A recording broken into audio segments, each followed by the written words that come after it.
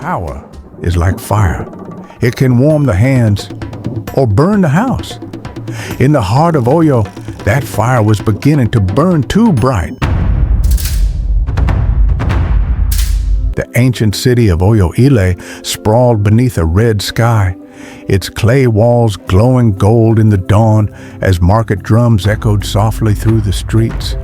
A hawk glided overhead, riding the wind that carried the low rumble of distant thunder, an omen, perhaps, of the storm that was brewing within the palace walls.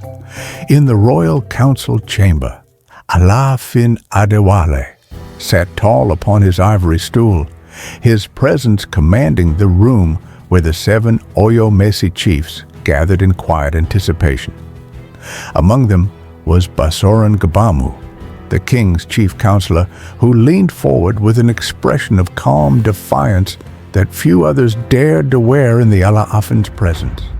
A wise king listens to the ground he walks on. The Basoran spoke of troubles in the northern provinces, of failing farms and slowing tribute, of people who cried that the taxes were too heavy. He asked what the king would do, and when pressed for his own counsel, reminded Adewale that a wise king listens to the ground he walks on. And what do you say, Basoran? Kabiyesi. The people cry that the taxes are too heavy. But Adewale, proud and unyielding, smiled with cold certainty. He declared that the ground listens to the foot that rules it, that mercy does not feed a kingdom. The chiefs exchanged wary glances as the air thickened with tension. Gabamu warned that pride could choke a man, even a king. Adewale's response was swift and sharp. He told the Basoran to be careful, that the tongue which speaks too freely may forget the crown it faces. Outside, a hawk's cry echoed as if punctuating the threat. In that hall, 2 lions stared at each other, one crowned by power, the other by cunning. Neither would bow.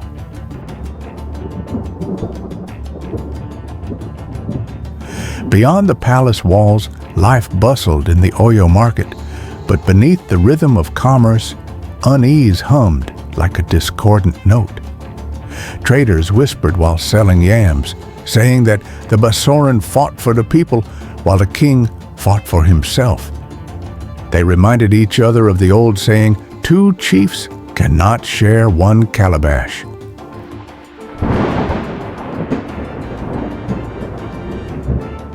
A young palace guard named Akinola overheard these whispers, and concern shadowed his face. Even the markets began to hum with tension. The people did not yet know who to fear, the thunder of the king or the whisper of his counsel. As sunset painted the sky, Adewale stood on the palace balcony, gazing over Oyo's skyline. The queen came to him quietly, bearing palm wine, and noted that he hadn't eaten. The stomach of a king is filled with worries, not yam. King replied that the stomach of a king is filled with worries, not yam. When she assured him that the people loved him, he spoke a darker truth, that love fades faster than rain on sand, that people follow power, not hearts. Even kings feel the wind change. They just pretend not to. That same night, in the Basoran's courtyard, Gabamu spoke to 2 regional chiefs. He painted a picture of a king who built statues while their men went hungry, asking whether they should let the lion sleep while the forest burned. When one chief protested that Adewale was still their king, Gabamu smiled darkly and said, "For now." The seeds of rebellion were not sown in blood, but in persuasion. As night deepened over the palace, Akinola passed 2 servants, whispering in hushed tones. They spoke of how the council now followed the Basoran, invoking the old proverb, "When 2 elephants fight, it's the grass that suffers." And somewhere between loyalty and fear, a boy began to wonder what truth was worth. When the drums of power beat too loud, the people's cry is drowned beneath them. In the royal council chamber, Adewale's tone grew sharper with each passing day. He ordered more soldiers sent north, demanding that the provinces remember Oyo's strength. When a chief tried to speak for the people, the king cut him off, declaring that when a king softens, vultures gather. Gbamu watched quietly before offering his own wisdom. Even the lion rests before another hunt. But Adewale countered that when the lion rests, hyenas feast. The two men locked eyes once more, and the council sat in silence, caught between two forces neither willing to yield. The throne had become a battlefield of words. In the streets of Oyo, Akinola walked through the market where soldiers collected taxes from weary faces. An old woman muttered bitterly that the king once fed the hungry, but now he fed only his pride. The young guard heard it all, and something shifted within him. That night in the palace hall, the queen found Adewale pacing, consumed by paranoia. He complained that the Bassaran poisoned ears, that the people looked to Gbamu before looking to their king. The queen, ever wise, urged him to adjust like a dancer when the drums change rhythm. But Adewale snapped that he was the rhythm. After a moment of silence, he softened, his voice breaking slightly as he confessed that they treated him as if his crown was borrowed. The queen spoke gently then, warning that even the lion cannot fight the wind, that he must bend a little before he breaks. Love spoke wisdom. Pride could not hear. In the Bassaran's house that same night, Gbamu gathered his allies, commanders and priests who listened as he spoke of a king who ruled with fire instead of wisdom. He invoked Shango himself, saying that when pride deafens a man, even the god of thunder turns his face away. A priest added gravely that if the lion refuses to listen, the forest will choose another roar. The first plots took shape, not with swords, but with words. In the palace garden under the cover of darkness, Akinola confessed his confusion to Odekunle, an old palace guard. He admitted he no longer knew who truly served Oyo.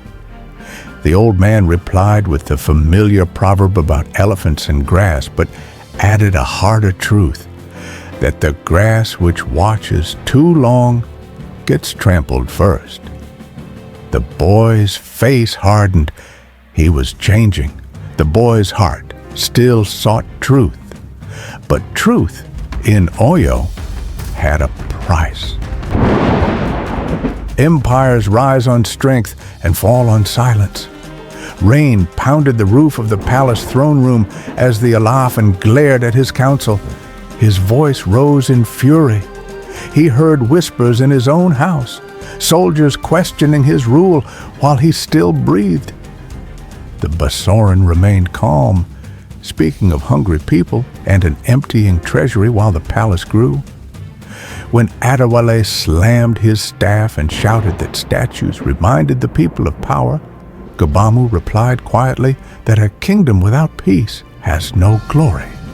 The king warned that the Bassaran was forgetting himself. Gbamu bowed slightly and said, "No, my king. I remember too well respect had turned to rivalry, and rivalry to something darker." That night, on the outskirts of Oyo, rain poured as Gbamu's loyal men gathered with torches. A commander spoke the plan. At dawn, they would surround the palace, and the king would choose between exile and death.